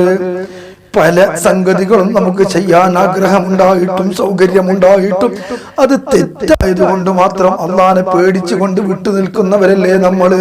അള്ളാഹിന്റെ ലിഖാഇനെ കാണുന്നതിന് ഇത് തടസ്സമാകും, അള്ളാഹ് നമ്മളോട് ഇതിനെ സംബന്ധിച്ച് ചോദ്യം ചെയ്യും എന്ന ചിന്തയും പേടിയുമല്ലേ തെറ്റുകളിൽ നിന്ന് നമ്മെ വിട്ടു നിർത്തുന്നത്. പ്രിയപ്പെട്ട വിശ്വാസികളെ, അങ്ങനെയെങ്കിൽ ആ റബ്ബിനെ നിങ്ങൾ കാണണമെന്ന് ആഗ്രഹിക്കുന്നുണ്ടെങ്കിൽ അല്ലാഹ് പറയുന്നത് ഫലഅമൽ അമലൻ സ്വാലിഹാ, സ്വാലിഹായ കളങ്കമില്ലാത്ത, വക്രതയില്ലാത്ത, ജാടകളില്ലാത്ത ക്ലിയറായ അമൽ നിങ്ങൾ ചെയ്യണം. അല്ലാഹ് പറയുന്നു വലാ യുശ്രിക് ബിഇബാദത്തി റബ്ബിഹി അഹദാ, അല്ലാഹുവിന് ചെയ്യുന്ന ഇബാദത്തിൽ നിങ്ങൾ ശിർക്ക് വെക്കരുത്. ഇവിടെ ശിർക്ക് എന്ന പദമാണ് അല്ലാഹു തആല ഉപയോഗിക്കുന്നത്. ശിർക്ക് എന്ന് പറഞ്ഞാൽ ബഹുദൈവ വിശ്വാസമാണ്. ഈ ആയത്തിനെ വിശദീകരിച്ചുകൊണ്ട് മഹാന്മാരായ മുഫസ്സിറുകൾ പറഞ്ഞത്, ഇവിടെ ഉദ്ദേശിച്ചിട്ടുള്ളത് ബഹുദൈവ വിശ്വാസമല്ല, റിയാ ആണ്. റിയാ, ലോകമാന്യം. ഇത് ജനങ്ങൾ കാണാൻ വേണ്ടി ചെയ്യുന്ന അമലുകളെയാണ് ഇവിടെ സൂചിപ്പിക്കുന്നത്. അപ്പൊ നമ്മൾ അല്ലാഹുവിനെ ഇബാദത്ത് ചെയ്യുമ്പോ അള്ളാന്റെ നിക്കാഹ് കാണാൻ, അള്ളാഹ് സ്വീകരിച്ച അമലുകളാകാൻ നമ്മൾ എങ്ങനെ ഇബാദത്ത് ചെയ്യണമെന്ന് അള്ളാഹ് പഠിപ്പിക്കുന്നത് ജനങ്ങൾ കാണാൻ വേണ്ടിയാകരുത്, ജനങ്ങൾ കേൾക്കാൻ വേണ്ടിയാകരുത്. ജനങ്ങൾ ഞാനൊരു നല്ലയാളാണ്, നല്ല മിടുക്കുള്ള ഉഷാറുള്ള ആളാണ്, അള്ളാഹുവിനെ പേടിയുള്ള ആളാണ്, നല്ല ദുആ ചെയ്യാൻ അറിയുന്നയാളാണ് എന്ന നിലക്ക് നിന്റെ അമലുകളാകരുത് എന്നാണ് അല്ലാഹു തആല ഈ ആയത്തിലൂടെ നമ്മെ പഠിപ്പിക്കുന്നത് എന്ന് മഹാന്മാരായ മുഫസ്സിറുകൾ നമുക്ക് പഠിപ്പിച്ചു തരുന്നു. നിങ്ങൾ ആലോചിച്ചു നോക്കൂ. അപ്പൊ ജനങ്ങൾ കേൾക്കാനും കാണാനും നമ്മെ നല്ല ആളാണ് എന്ന് പറഞ്ഞ് നമ്മളെ ഖത്തീബ് ഭയങ്കര ഉസാറാണ് എന്ന് പറയിപ്പിക്കാൻ വേണ്ടി ആകരുത് നമ്മളുടെ അമലുകൾ. അങ്ങനെ ആയി പോകുന്നു എന്നത് എന്നെ പോലെയുള്ള ഖത്തീബുമാർ, മുഅല്ലിങ്ങൾ, ഉസ്താദുമാർ, ഈ മേഖലയിൽ പ്രവർത്തിക്കുന്ന ആളുകൾ, അവർക്ക് ഇത് പ്രവർത്തിക്കാൻ വേണ്ടി സൗകര്യം ചെയ്തു കൊടുക്കുന്ന കമ്മിറ്റിക്കാർ എല്ലാവരും ആലോചിക്കേണ്ടതുണ്ട്. നിങ്ങൾ നോക്കൂ, ഈ ലൗഡ് സ്പീക്കറിന്റെ കടന്നു കയറ്റം വന്ന് എല്ലാ ഇടങ്ങളിലേക്കും ഇപ്പൊ എത്തി. നമ്മളുടെ ഈ കാസർഗോഡ് ജില്ലയുടെ പല ഭാഗത്തും മരണപ്പെട്ട വീട്ടിൽ നടത്തുന്ന 3-ന്റെ 40-ന്റെ ഒക്കെ യാസീന്, ഇതുപോലെയുള്ള മൗലിദ് റാത്തീബ് വീടുകളിൽ നടത്തുന്ന പരിപാടിയിലേക്ക് ഇതിലേക്ക് ഇത് കൊണ്ടുവരാൻ ഇതിനൊക്കെ കാരണക്കാര് നമ്മൾ തന്നെയാണ്.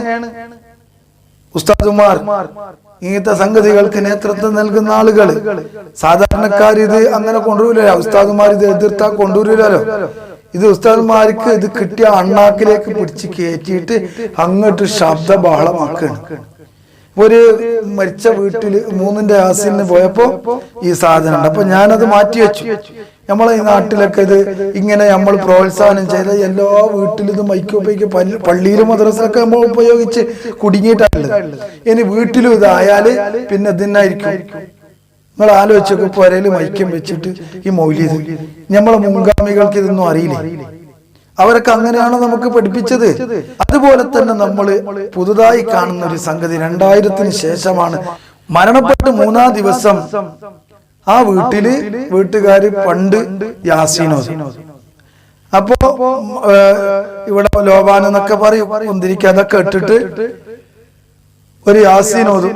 നാട്ടുകാർ ഉസ്താദന്മാരൊക്കെ വന്ന് മരിച്ച ആൾക്ക് യാസീനോദിട്ട് പിരിയലാണ്. അതിന് പറയൽ തന്നെ 3-ന്റെ യാസീൻ എന്നൊക്കെയാണ്. ഈ 2000-ന് ശേഷം നമ്മുടെ ഈ ഭാഗത്തുള്ള അനുഭവം, ഈ യാസീന് എന്നതിന് പകരം ഇപ്പൊ പറയലെന്താ, ഉപ്പാന്റെ ദിക്റ്, 3-ന്റെ ദിക്റ്, എളപ്പാന്റെ ദിക്റായിട്ട് മാറിയിട്ടുണ്ട്. അപ്പൊ എന്താ, ഒരുപാട് ആളുകളെ 3-ന്റെ യാസീന് ക്ഷണിക്കാണ്. പഴയ കാലത്ത് പള്ളിയിലെ മുക്രിയും ഖത്തീബും ഇനി വേറെ ഉസ്താദ്മാരുണ്ടെങ്കിൽ അവര്, തണ്ണി മുക്രി ഉണ്ടെങ്കിൽ അവർ, അതേപോലെ തന്നെ അത്യാവശ്യ കുടുംബത്തിൽപ്പെട്ട കുറച്ച് ആൾക്കാരൊക്കെ കൂടിയിട്ട് വന്ന് ഒരു യാസീനോദി ദുആ ചെയ്ത് എന്തെങ്കിലും ചെറിയ രൂപത്തിലുള്ള ലഘു ഭക്ഷണം കഴിച്ച് പിരിയലാണ്. മുതലാളികളായാലും സാധാരണക്കാരായാലും അങ്ങനെയാണ് പഴയ കാലത്ത് ഈ ഭാഗത്തൊക്കെ ചെയ്തിരുന്നത്. അതൊക്കെ മാറിയിട്ട് 3-ന്റെ യാസീന് വളരെ ജോറായിട്ട് 70,000 ദിക്റ് ചൊല്ലണം. എന്നിട്ട് യാസീൻ ഓതി ദുആർക്കാണ്. അപ്പൊ ഈ 70,000 ദിക്റ് ചൊല്ലണമെങ്കിൽ, 70,000 ആണെങ്കിൽ 1000 പോലെ ചൊല്ലണമെങ്കിൽ 70 ആളുകളെ ക്ഷണിക്കണം. 70 ആളുകളെ ക്ഷണിച്ചിട്ട് അവർ 1000 ചൊല്ലിയാൽ 70,000. ആ രൂപത്തില് അത്രയും ആളുകളെ ക്ഷണിക്കുമ്പോൾ ആ വീട്ടിൽ അതിനുള്ള സൗകര്യങ്ങൾ ഉണ്ടാക്കണം, അതിനുള്ള ഭക്ഷണം ഉണ്ടാക്കണം. നല്ലൊരു സംഖ്യ അതിന് ചെലവായി വരും. ഇപ്പൊ എന്താ പ്രശ്നം, 70,000 ആളുകൾ കൂടിയിട്ട് 70,000 ദിക്റ് ചൊല്ലിയിട്ട് ഹദിയ ചെയ്താൽ മരിച്ച ആൾക്ക് കൂലി കിട്ടുന്നതിനല്ലേ ആണ്. നമ്മൾ എന്ത് സൽക്കർമ്മങ്ങൾ ചെയ്ത് ഹദിയ ചെയ്താലും മരിച്ച ആളുകൾക്ക് അതിന്റെ പ്രതിഫലം ലഭിക്കും എന്നതിൽ തർക്കമില്ല. അതിന് ഞാൻ ചോദ്യം ചെയ്യുകയല്ല. ഇവിടെ ഇത് ഇങ്ങനെ വന്നപ്പോ നമ്മൾ ആലോചിക്കുന്നില്ല. ഒരുപാട് പ്രശ്നം, ഗുണമുണ്ട്, ആ ഗുണത്തിലേറെ ഗുണക്കേട് ഇതിൽ വരുന്നുണ്ടോ എന്നതിലേക്ക് നമ്മളുടെ ചിന്ത പോകുന്നില്ല. ഉസ്താദുമാരും ചിന്തിക്കുന്നില്ല, നാട്ടുകാരും സാധാരണക്കാരും ചിന്തിക്കുന്നില്ല എന്നൊരു അവസ്ഥയിലേക്കാണ് കാര്യങ്ങൾ പോകുന്നത്. ആലോചിക്കുന്ന ഉസ്താദുമാരും പണ്ഡിതന്മാരും ഉണ്ടാകും, പക്ഷെ ഒഴുക്കിനൊത്ത് എന്ത് ചെയ്യണമെന്ന് അറിയാതെ ഒഴുക്കിനൊത്ത് നീന്തിക്കൊണ്ടിരിക്കുകയാണ് എല്ലാവരും. അപ്പൊ ഞാനും ഇത്തരത്തിലുള്ള സദസ്സുകളിൽ പങ്കെടുക്കേണ്ടി വരുന്നു. ഒന്നും ചെയ്യാൻ പറ്റൂലല്ലോ, ഇതിങ്ങനെ ശീലിപ്പിച്ചു. 2000-ന് ശേഷം നമ്മുടെ നാട്ടിൽ അങ്ങനെ ആരോ അത് ശീലിപ്പിച്ചു. 70,000 ദിക്ർ, എന്നിട്ട് യാസീന്, ഉപ്പാന്റെ യാസീന്, 3ന്റെ യാസീന് എന്ന് പറയുന്നതിന് പകരം ദിക്ർ എന്നാക്കി മാറ്റി. എല്ലാ നാട്ടിലും ഇപ്പൊ ദിക്റാണ്. ഇതിങ്ങനെ വരുമ്പോ മരിച്ച ആള്, ഈ മരിക്കുന്നയാള് ചെറിയ കുഞ്ഞുങ്ങൾ, പ്രായപൂർത്തിയാകാത്ത യതീം മക്കള്, ആ യതീം മക്കളെ അവശേഷിപ്പിച്ചിട്ടാകാം ഈ ഉപ്പ മരിച്ചിട്ടുണ്ടാകുക, അല്ലെങ്കിൽ ഈ മരിച്ച ആള് മരിച്ചിട്ടുണ്ടാകാം. അങ്ങനെ വരുമ്പോൾ അദ്ദേഹത്തിന്റെ മുതലിൽ നിന്നാണ്, ഇവിടെ അദ്ദേഹം ബാക്കി വെച്ചിട്ടുള്ള സമ്പത്തിൽ നിന്നാണ് ഇതിനു വേണ്ടിയിട്ട് ഈ ദിക്റിനും കാര്യങ്ങൾക്കൊക്കെ വേണ്ടി ഉപയോഗിക്കുന്നത്. ആ ഉപയോഗിക്കുന്ന സമയത്ത് യതീം മക്കളുണ്ട്, അത്യാവശ്യം ചെറിയ രൂപത്തിലുള്ള എന്തെങ്കിലും വന്ന് മയ്യത്തിന്റെ ധനത്തിൽ നിന്ന് മയ്യത്തിന്റെ പരിപാലനവുമായി ബന്ധപ്പെട്ടതിന് ഉപയോഗിക്കുന്നതിന് പകരം ഭീമമായ ഒരു സംഖ്യ യതീമിൻ്റെതാണത്. ആ യതീമിന്റെ മുതലെടുത്തുകൊണ്ട് ഭീമമായ ഒരു സംഖ്യ എടുത്തുകൊണ്ട് ഉപയോഗിക്കുമ്പോ അതിന്റെ ഗുണക്കേട് നമ്മൾ ആലോചിക്കണ്ടേ? അതിന്റെ ഗൗരവം നമ്മൾ ചിന്തിക്കേണ്ടത്.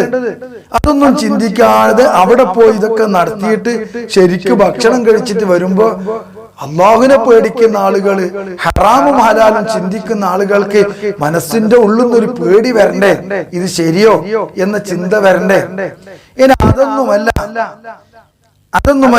ഇതൊക്കെ മറ്റുള്ള കുടുംബത്തിൽപ്പെട്ട വേറെ ചില ആളുകൾ നടത്തുകയാണ്, മയ്യത്തിൻ്റെതല്ല എന്ന് വന്നാൽ തന്നെ ഇത് അങ്ങനെ കുടുംബക്കാർ ഏറ്റെടുത്ത് നടത്തുന്ന സ്ഥലത്ത് അത് അങ്ങനെ നടക്കും. പക്ഷെ അതില്ലാത്ത പാവങ്ങളും ഇത് ചെയ്യുകയാണ്.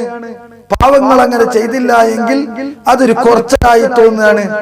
എല്ലാരും ഇങ്ങനെ ആൾക്കാരെ വിളിച്ചിട്ട് 70 ആൾക്കാരൊന്നുമല്ല വിളിക്കുന്നത്, പെണ്ണുങ്ങളും ആണുങ്ങളൊക്കെ ആയിട്ട് 100ന്റെ മുകളിലൊക്കെ ആൾക്കാരുണ്ടാവും. എന്തൊരു ചെലവതിന്! ഇത് കഴിവുള്ള ആൾക്കാർ ഇങ്ങനെ ചെയ്യുമ്പോൾ കഴിവില്ലാത്ത പാവങ്ങളും അതിലേക്ക് വരികയാണ്. പാവങ്ങളും നിർബന്ധപൂർവം ഇത് ചെയ്യുകയാണ്. കടം വാങ്ങിയിട്ടോ പ്രയാസപ്പെട്ടിട്ടോ 3ന്റെ യാസീന് ചോറ് വെക്കണം. അപ്പൊ ഞാനൊരു എന്റെ പരിചയത്തിൽ ഒരാൾ മരിച്ചപ്പോ 3ന്റെ യാസീന് ഓതിയിട്ട് ദുആ ചെയ്തു, ദിക്ർ ചൊല്ലിയില്ല. അപ്പൊ അതൊന്ന് ആൾക്കാർ ചിന്തിക്കട്ടെ, ഇങ്ങനെ ഒന്ന് ഒരു സന്ദേശം ജനങ്ങൾക്ക് എത്തട്ടെ എന്ന നിലക്കും കൂടിയാണ് ഞാനത് ചെയ്തത്. എനിക്ക് സ്വാധീനമുള്ള പറഞ്ഞ കേൾക്കുന്ന ആൾക്കാരുമാണ്. അപ്പൊ ആ രൂപത്തിൽ അത് ചെയ്തപ്പോ ചില മൊയ്ലാന്മാരിനെ പിന്നെ പറഞ്ഞല്ലേ പാറ്റ മോശാക്കി പോയി, പക്ഷെ ഒരു 100 ദിക്ർ ചൊല്ലായിരുന്നു. ദിക്ർ ചൊല്ലാം, ഖുർആൻ ഓതാം, എന്തു നല്ല കാര്യങ്ങൾ ചെയ്തു, ഹദിയ ചെയ്യാം. പക്ഷെ ദിക്റാണ്, ദിക്ർ 3ന്റെ ദിക്ർ എന്ന ആ ഒരു ചിന്തയും ആ ഒരു സംഗതികളും മാറണം. 3ന്റെ യാസീനാണ്. ഇവിടെ എന്താ പ്രശ്നം അറിയാം? ഒന്ന്, ആൾക്കാരൊക്കെ വിളിച്ചിട്ട് ഉസ്താദൊക്കെ വന്നിട്ട് ആകെ ഒരു 2-3 മിനിറ്റിൽ ഒരു യാസീനും ഓതി ദുആ ചെയ്തിട്ട് പോയാല് ഒറ്റ കുറഞ്ഞു എന്ന ചിന്തയാണ് നമുക്കൊക്കെ ഉണ്ടാകുന്നത്. ദിക്റൊക്കെ ചൊല്ലിയിട്ട് അങ്ങനെ പോയാല് സംഗതി നല്ല ഉഷാറായി. നമ്മളെ ദിക്ക് ഇത് ഉപ്പാന്റെ 3ന്റെ യാസീൻ നല്ല ചോറായി. ഇത് പറയിപ്പിക്കാൻ വേണ്ടിയിട്ടാണ് മക്കള്, കുടുംബം, എല്ലാവർക്കും ഇത് പൗറാണ്, എല്ലാവർക്കും കാട്ടിക്കൂട്ടല് നല്ല ഉഷാറാണ്. എങ്ങനെ ഉണ്ടായി ഉപ്പാന്റെ യാസീന്? ഉഷാർ. ഇതിനു വേണ്ടിയിട്ടാണ് മരിച്ച ഉപ്പാനെ ഉപയോഗിച്ചുകൊണ്ട് ഇത് പലരും ചെയ്യുന്നത്. അല്ലാഹു തആല നമ്മെ നന്നാക്കട്ടെ. ആലോചിക്കാൻ വേണ്ടി പറയാണ്. ദിക്ർ ചൊല്ലുന്ന സമയത്ത് ആ ദിക്ർ തെറ്റായിട്ട് മോശമായ രൂപത്തിലൊക്കെ ചൊല്ലിയാൽ, ഗഫലത്തിലൂടെ ചൊല്ലിയാൽ, ഇതൊക്കെ ചൊല്ലിയിട്ട് മരിച്ച ആൾക്ക് കൊടുക്കണം, ഹദിയ ചെയ്യാൻ. ചൊല്ലുമ്പോൾ അതിൻ്റെതായ മട്ടത്തിൽ ചൊല്ലണം. യഥാർത്ഥത്തിൽ ഈ 70,000 ദിക്ർ എന്നൊക്കെ പറഞ്ഞാൽ പണ്ഡിതന്മാർ അത് പഠിപ്പിച്ചത് ഒരാള് മരണരോഗവുമായി ബന്ധപ്പെട്ട് മരണരോഗത്തിലായി, ഈ രോഗത്തിൽ മരിക്കും എന്ന നിലയിലുള്ള അവശത നേരിട്ടുകൊണ്ട് കിടക്കുന്ന ഒരാള് അയാളുടെ ആ മരണശയ്യയിൽ കിടക്കുമ്പോൾ 70,000 ലാ ഇലാഹ ഇല്ലല്ലാഹ് അല്ലെങ്കിൽ 1,00,000 ഖുൽ ഹുവല്ലാഹ് സൂറത്ത് ഇഖ്ലാസ് ഓതിയാൽ, അങ്ങനെ ഓതി വെച്ചാൽ അദ്ദേഹത്തിന്റെ ഖബറിന്റെ ഫിത്നയിൽ നിന്ന് കാക്കപ്പെടുമെന്ന് മഹാന്മാർ പഠിപ്പിച്ചിട്ടുണ്ട്. അപ്പൊ ചൊല്ലേണ്ടത് നാട്ടുകാരല്ല, പിന്നെ അത് ആ മരിക്കാൻ പോകുന്ന ആള് ചൊല്ലണം ആ രോഗത്തിൽ കിടക്കുമ്പോ. ഇവിടെ തന്നെ ചില പണ്ഡിതന്മാർ അവരുടെ അനുഭവം വെച്ചിട്ട് പറഞ്ഞു, ഇത് ചൊല്ലാൻ കഴിയാത്ത ആളുകൾ, ചെല്ലാൻ കഴിയാതെ പെട്ടെന്ന് മരണപ്പെട്ട ആൾക്കാരുണ്ടാവില്ല, പെട്ടെന്ന് ആക്സിഡന്റിലോ അല്ലെങ്കിൽ ചെല്ലാൻ കൂടിയില്ല ആ രൂപത്തിൽ മരിച്ച ആളുകൾക്ക് അവരുടെ കുടുംബക്കാർ, ബന്ധുക്കൾ, ഭാര്യ, മക്കൾ, കുടുംബക്കാരൊക്കെ ഉണ്ടാവൂലോ, ഈ മക്കൾ കൂടിയിട്ട് ഇത് ചൊല്ലിയിട്ട് ഹദിയ ചെയ്താലും അതിൻ്റെതായ ആ ഫലം കിട്ടും എന്ന് ചില പണ്ഡിതന്മാർ പറയുകയും അവർക്കതിനുണ്ടായ അനുഭവങ്ങൾ ഇതൊക്കെ കശ്ഫിന്റെ ഇൽമു കൊണ്ടൊക്കെ വിവരിച്ചിട്ടുള്ളതാണ്. ആ രൂപത്തിൽ വിവരിച്ചിട്ടുണ്ട് കിതാബുകളിൽ. ഇനി അതല്ലാതെ തന്നെ മരിച്ച ആൾക്ക് എന്ത് നല്ല, ഞാൻ നേരത്തെ പറഞ്ഞതുപോലെ പുണ്യകരമായ കാര്യങ്ങൾ ചെയ്തിട്ട് ഹദിയ ചെയ്താലും അല്ലാഹു തആല അത് സ്വീകരിച്ച് അവർക്ക് എത്തിക്കുമെന്നതാണ് അഹ്ലുസുന്നത്ത് വൽ ജമാഅത്തുകാരായ നമ്മളുടെ വിശ്വാസം. അതിലൊന്നും തർക്കമില്ല. പക്ഷേ ഇതെങ്ങനെ വന്നു? ഇത് കിതാബുകളിൽ ഇമാമുകൾ ഈ രൂപത്തിൽ പഠിപ്പിച്ചിട്ട് എന്തുകൊണ്ട് 2000-ന് മുമ്പുള്ള നമ്മുടെ ഈ ജില്ലകളിലെ ചുറ്റുഭാഗത്ത് ജീവിച്ചിട്ടുള്ള ഉലമാക്കൾ ഇതെത്ര വ്യാപകമായി നമുക്ക് പഠിപ്പിച്ചില്ല? വലിയ വലിയ ആലിമീങ്ങൾ ഉണ്ടായില്ലേ? കിതാബ് കാണാത്തവരാണ്. ഇർഷാദുൽ യാഫിയിലൊക്കെ ഉള്ള ഈ സംഭവങ്ങൾ, പല കിതാബിലും വിവരിച്ചിട്ടുള്ള ഈ സംഭവങ്ങൾ നമ്മളെ പണ്ഡിതന്മാർ കണ്ടിട്ടില്ലേ? വേണമെന്ന് പറഞ്ഞ എന്റെ അഭിമന്യരായ പിതാവ് അഡ്യാർ കണ്ണൂർ മുഹമ്മദ് മുസ്ലിയാർ ഖദ്ദസല്ലാഹു സിർറുൽ അസീസ് മഹാനവറുകളെ പോലെയുള്ള എത്ര ദീനിന് ഖിദ്മത്ത് ചെയ്ത 50-55 ദിവസം തുടർച്ചയായി ദീനിന് ഖിദ്മത്ത് ചെയ്ത് പ്രവർത്തിച്ചിട്ടുള്ള ഏകദേശം ജീവിത അവസാനം വരെ ഏതാനും മാസങ്ങൾ മാത്രമാണ് എന്റെ വന്യരായ പിതാവ് കിടപ്പിലായിട്ടുള്ളത്. അതും ആ മരണപ്പെട്ടിട്ട് മാർച്ച് 31-നാണ് മരണപ്പെടുന്നത്. അതിന്റെ തൊട്ടടുത്ത മാസം ഏപ്രിൽ മാസത്തില് തൊട്ടടുത്തുള്ള കാസർഗോഡ് ജില്ലയിലെ പ്രമുഖമായ ഒരു ഉറൂസിന്റെ ഉദ്ഘാടന കർമ്മം എന്റെ വന്യരായ പിതാവായിരുന്നു. അപ്പൊ ഏതാനും ദിവസങ്ങൾ, മാസങ്ങൾ മാത്രമാണ് പിതാവ് രോഗിയായി കിടപ്പിലായിട്ടുള്ളത്. അപ്പൊ കുട്ടിക്കാലം മുതൽ ഇൽമി മേഖലയിൽ പ്രവർത്തിച്ചിട്ടുള്ള ബഹുമാനപ്പെട്ട കണ്ണൂർ മുഹമ്മദ് മുസ്ലിയാരെ പോലെയുള്ള എത്രയോ ഇൽമിന്റെ ബഹ്റുകളായ അലിമികൾ ജീവിച്ച ജില്ലയാണ് കാസർഗോഡ് ജില്ല, നമ്മുടെ കേരളം. ഈ കേരളത്തിൽ എന്തുകൊണ്ട് കഴിഞ്ഞുപോയ പണ്ഡിതന്മാർ ഇത് നമുക്ക് ശീലിപ്പിച്ചില്ല? മരിച്ച വീട്ടിൽ 70,000 ദിക്റ് ചൊല്ലണമെന്ന് ശീലിപ്പിച്ചില്ല? അവർക്കിതറിയില്ലേ? ഇതിന് കാരണം ഇതൊക്കെയാണ്. ഇത് നന്മയാണെങ്കിലും സാധാരണക്കാർക്കും മുതലാളികൾക്കും എല്ലാവർക്കും ചെയ്യാൻ പറ്റുന്ന ശീലങ്ങളാണ് ഗുണകാംക്ഷികളായ നമ്മളുടെ മുൻഗാമികളായ പണ്ഡിതന്മാർ നമുക്ക് ശീലിപ്പിച്ചിട്ടുള്ളത്. സമുദായത്തിനോടും ജനങ്ങളോടും ഗുണം കാംക്ഷിക്കാത്ത വിഭാഗമാണ് ഇതൊക്കെ ഈ സമുദായത്തിൽ കൊണ്ടുവന്ന് പ്രയാസപ്പെടുത്തിയിട്ടുള്ളത്, പാവങ്ങളെ കഷ്ടപ്പെടുത്തിയിട്ടുള്ളത്. ഗുണം മാത്രം നോക്കിയിട്ട് കാര്യമല്ല, ഇതുമൂലമുണ്ടാകുന്ന അപകടങ്ങളും ഗുണക്കേടുകളും നമ്മൾ കണ്ണു തുറന്ന് ആലോചിക്കേണ്ടതുണ്ട്. അപ്പൊ ഈ വിധം പുതിയ പുതിയ കാര്യങ്ങൾ നല്ലതാണ് എന്ന് പറഞ്ഞ് നമ്മൾ കടത്തിക്കൂട്ടുമ്പോൾ കൊണ്ടുവരുമ്പോ കിതാബിൽ തെളിവുണ്ട്, പ്രമാണങ്ങളുണ്ട്, ഒക്കെ ഉണ്ട്. ശരി, പക്ഷെ നമുക്ക് മുൻഗാമികൾ ശീലിപ്പിച്ചിട്ടില്ലാത്തതും സമുദായത്തിന് ദുർഘടമായി തീരുന്നതുമായ സംഗതികളെ വളരെ ജാഗ്രതയോടെ നമ്മൾ കൈകാര്യം ചെയ്യണം. എന്റെ പ്രിയപ്പെട്ട സുഹൃത്തുക്കളെ, അതിന്റെ ഗൗരവം നമ്മൾ അറിയിക്കണം. പലതും നന്മയാണെങ്കിലും പ്രോത്സാഹിപ്പിക്കാൻ പറ്റാത്ത വിധത്തിലുള്ള അപകടങ്ങൾ അതിന്റെ പിന്നിൽ കിടക്കുന്നുണ്ടാകും. ഇതുപോലെ തന്നെ ഞാൻ നേരത്തെ പറഞ്ഞതുപോലെ പള്ളികളിൽ നടത്തുന്ന റാത്തീബ്, മൗലീദ്, ഇതൊക്കെ പുറത്തേക്ക് വിടുമ്പോഴുള്ള ശല്യങ്ങൾ എന്റെ അനുഭവം ഞാൻ പറയാണ്. വെള്ളിയാഴ്ച രാത്രി ഒറ്റക്കിരുന്നു കൊണ്ട് വീട്ടിലെ ഒരു ശബ്ദമൊന്നുമില്ലാത്തൊരു റൂമില് പൂട്ടിയിട്ട് ഒറ്റക്കിരുന്നു കൊണ്ട് ദിക്റ് ചൊല്ലുക, ഹാലിയായ നിലക്ക്, ഒറ്റക്കായ നിലക്ക്, ആ ഒരു നിലക്കിരുന്ന് ദിക്റ് ചൊല്ലണം എന്ന്. ഇതാണല്ലോ മനുഷ്യന്റെ ആത്മാവിനെ ഏറ്റവും കൂടുതൽ പരിവർത്തനപ്പെടുത്താൻ ഉപകരിക്കുന്നത്. ഒറ്റക്കിരുന്നു കൊണ്ട് ശബ്ദമില്ലാതെ, ബഹളമില്ലാതെ, ജനങ്ങൾക്കിടയിലാകാതെ, ജനങ്ങൾക്കിടയിലുള്ളതിന് അതിൻ്റെതായ പ്രതിഫലമുണ്ട്, അതിൻ്റെതായ നേട്ടമുണ്ട്. ജനങ്ങളൊന്നും ഇല്ലാതെ ഒറ്റക്ക് താനും തന്റെ റബ്ബുമായി മാത്രമുള്ള ആ ഒരു ചുറ്റുപാടിൽ റബ്ബുമായിട്ടുള്ള നമ്മുടെ ഖൽബിനെ റബ്ബിലേക്ക് ലയിപ്പിക്കുന്ന ആ ഒരു പ്രക്രിയ, അത് വളരെ വലുതല്ലേ? ആ ഒരു ചിന്ത, റബ്ബിലേക്ക് നമ്മുടെ ചിന്തയെ കൊണ്ടുപോവുക എന്നുള്ളത് വളരെ വലുതാണ്. അങ്ങനെ ചെയ്യാൻ വേണ്ടി ഏതെങ്കിലും ഒരാള് വെള്ളിയാഴ്ച രാത്രിയോ ഏതെങ്കിലും രാത്രി ഒറ്റക്കൊരു സ്ഥലത്ത് വീടിന്റെ മുകളിലെ ഒരു റൂമിലിരിക്കുകയാണെന്ന് കൂട്ടിക്കോളി. അങ്ങനെയാണെങ്കിൽ അതിന് വരെ സമ്മതിക്കൂല. പള്ളികളിൽ അല്ലെങ്കിൽ വേറെ ഏതെങ്കിലും സ്ഥലത്ത് ഇത് ഉപയോഗിച്ചുകൊണ്ട് റാത്തീവ്, നേരത്തെ പറഞ്ഞ പോലെ മൗലീദ്, ഇതിന്റെ ബഹളം, അതിന്റെ പുറമെ ഓരോരോ ഉസ്താദുമാരുടെ ദുആ, സുബ്ഹാനല്ലാഹ്, അള്ളാഹിനോട് ദ്വാരക്കുന്ന ദുആ, ഇത് കേൾക്കുമ്പോ ദ്വാരക്കുന്ന നമ്മളെ എല്ലാ വിഷമങ്ങളും പറയേണ്ടത് അല്ലാഹു തആലയോട് പറയാം. ഏത് വിഷമങ്ങളും റബ്ബ് തആലയോട് നമുക്ക് കരഞ്ഞുകൊണ്ട് പറയാം. ശരി, പക്ഷേ ഈ മൈക്കിയും വെച്ച് അത് ആ സദസ്സിൽ മാത്രം ഒതുങ്ങുകയാണെങ്കിൽ ശരി. ഒരു സദസ്സിൽ നമ്മൾ ദുആ ചെയ്യുമ്പോൾ ആ സദസ്സിലുള്ള ആളുകളുടെ മാനസികാവസ്ഥ, ദുആ ചെയ്യുന്ന ഉസ്താദിന്റെ മാനസികാവസ്ഥ, അതൊക്കെ ഒത്തുവരും. ആ സദസ്സിൽ അത് അവരനുഭവിക്കുകയാണ്. അനുഭവിക്കുന്ന സമയത്ത് സദസ്സിലുണ്ടാകുന്ന ആത്മീയമായ പുരോഗതിക്ക് അനുസരിച്ച് ആളുകളുടെ മനസ്സൊക്കെ ആ ഒരു നിറഞ്ഞ അല്ലാഹുവിനോടുള്ള ഖുർബത്തിന്റെയും നിറഞ്ഞ ഇഖ്ലാസിന്റെയും സാമീപ്യത്തിന്റെയും ഒരു ലഹരിയിലായിരിക്കും. ചിലപ്പോ പുറത്ത് കേൾക്കുന്ന ആൾക്ക് അതല്ല. പുറത്ത് കേൾക്കുന്ന ആൾക്ക് പാട്ട് കേൾക്കുന്നത് പോലെ ഉസ്താദിന്റെ ദുആവും ദിക്റും കേൾക്കാൻ ഇത് അരോചകമായി തോന്നുകയാണ്. ദ്വാരക്കുന്ന സമയത്ത് എന്താ അധികവും ഉസ്താദുമാർക്ക് ദ്വാരക്കാനുള്ളതും ആൾക്കാർ ദ്വാ ചെയ്യാൻ വേണ്ടി പറയുന്നതും ദുന്യാവാണ്, ദുന്യാവിന്റെ കാര്യമാണ്, ദുന്യാവിലെ നഷ്ടങ്ങളുടെ സങ്കടമാണ്, പിന്നെ കിട്ടാനുള്ള കാര്യങ്ങളുടെ മോഹങ്ങളാണ്. ഇതൊക്കെയാണ് ദുആയായിട്ട് വരുന്നത്. ആഖിറത്തിന്റെ കാര്യവും ഈമാന്റെ കാര്യവും തഖ്വന്റെ കാര്യവും നിസ്കാരം ശരിപ്പെടുന്നതും ദുആ ചെയ്യാൻ നമുക്ക് സമയമില്ല.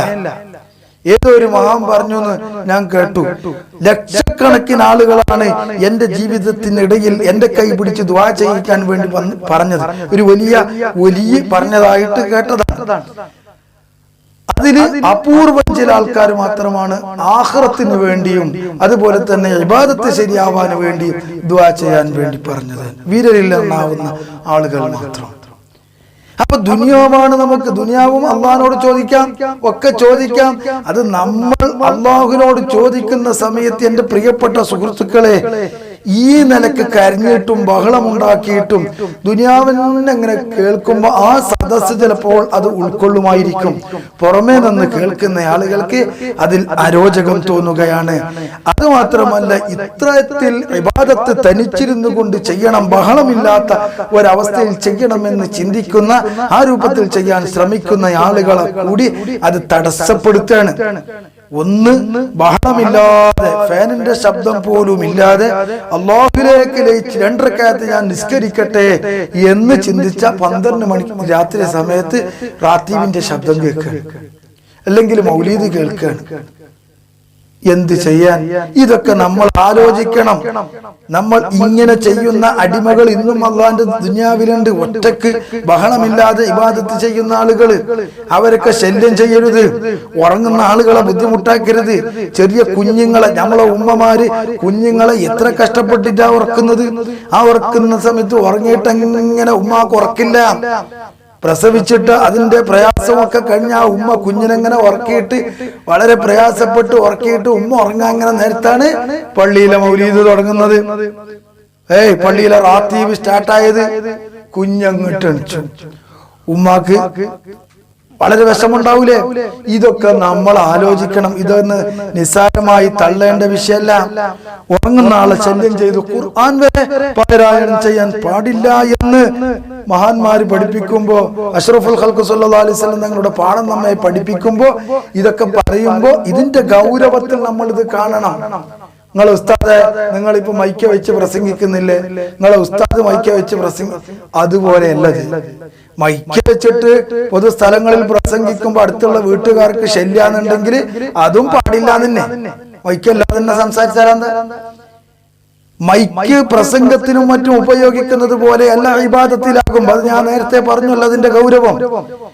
പ്രസംഗത്തിലും മറ്റും ഉപയോഗിക്കുന്ന സമയത്ത് ആളുകൾക്ക് കേൾക്കാനും ഉൾക്കൊള്ളാനും അറിയാനും കഴിയുന്ന വിഷയങ്ങളാണ് പറയുന്നത്. ആ പറയുമ്പോൾ അത് കേൾക്കാൻ പാകത്തിൽ അവർക്ക് എത്തുന്ന രൂപത്തിൽ അത് പറഞ്ഞു കൊടുക്കുക. അതിന് മൈക്ക് ആവശ്യമായിട്ട് വരുമ്പോൾ മൈക്ക് ആവശ്യമാണ്, മൈക്ക് ഉപയോഗിക്കണം. പക്ഷേ മൈക്കയിൽ പ്രസംഗിച്ച് വയലു പറഞ്ഞ് ഉപദേശം നടത്തിയിട്ട് ജനങ്ങളെ കൽബിലേക്ക് അത് കയറുന്നതിനേക്കാൾ, ഫലം കിട്ടുന്നതിനേക്കാൾ നമ്മുടെ ശരിയായ മൈക്കൊന്നുമില്ലാത്ത തനി വായയിലൂടെ പറഞ്ഞിട്ട് അത് ആൾക്കാർ കേൾക്കുന്നതും അത് ആൾക്കാർ ഉൾക്കൊള്ളുന്നതും വലിയ ഫലമുള്ളതായിട്ടും നമുക്ക് ബോധ്യമുണ്ട്. നിങ്ങൾ നോക്ക്, ഒരു മീറ്റിങ്ങിലോ മറ്റോ ഇങ്ങനെ സംസാരിക്കുന്ന സമയത്ത് മൈക്കും വെച്ച് സംസാരിക്കുമ്പോൾ ആളുകൾ പല രൂപത്തിലായിരിക്കും. ഉസ്താദുമാരൊക്കെ ശ്രദ്ധിച്ചു നോക്കിക്കോളി.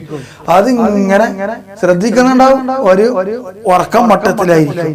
പെട്ടെന്ന് അവിടെ മൈക്ക് ഓഫായി കറണ്ട് പോയാൽ പെട്ടെന്ന് ഈ ആളുകളൊക്കെ ശ്രദ്ധിച്ച് കേൾക്കാൻ തുടങ്ങും. ഇത് നമ്മളെ അനുഭവമാണ്. പലപ്പോഴും റേഞ്ച് മീറ്റിങ്ങിനൊക്കെ മുഫത്തിസുമാര് അല്ലെങ്കിൽ സെക്രട്ടറി ആരോ പ്രസംഗിക്കുന്ന സമയത്ത് നമ്മളെങ്ങനെ കേൾക്കും, മൈക്കുണ്ട്, അതെങ്ങനെ കേട്ടിരിക്കും. പെട്ടെന്ന് കറണ്ട് പോയാൽ നമുക്ക് മാറ്റം വരും. അപ്പൊ നമ്മൾ തലക്ക ഉയർത്തിട്ട് കാതോർത്ത് ശ്രദ്ധിക്കുന്ന ഒരു സംഗതി ഉണ്ട്.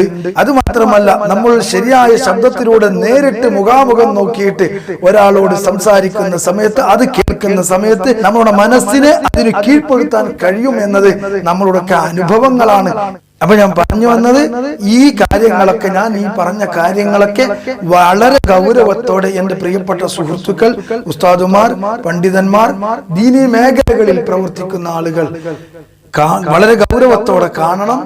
അല്ലാഹു തആല സത്യം സത്യമായി മനസ്സിലാക്കി അതനുസരിച്ച് പ്രവർത്തിക്കുവാനും അസത്യം ബാത്തിലായി മനസ്സിലാക്കി അതിൽ നിന്ന് വിട്ടുനിൽക്കാനും അല്ലാഹു നമുക്ക് തൗഫീഖ് നൽകട്ടെ.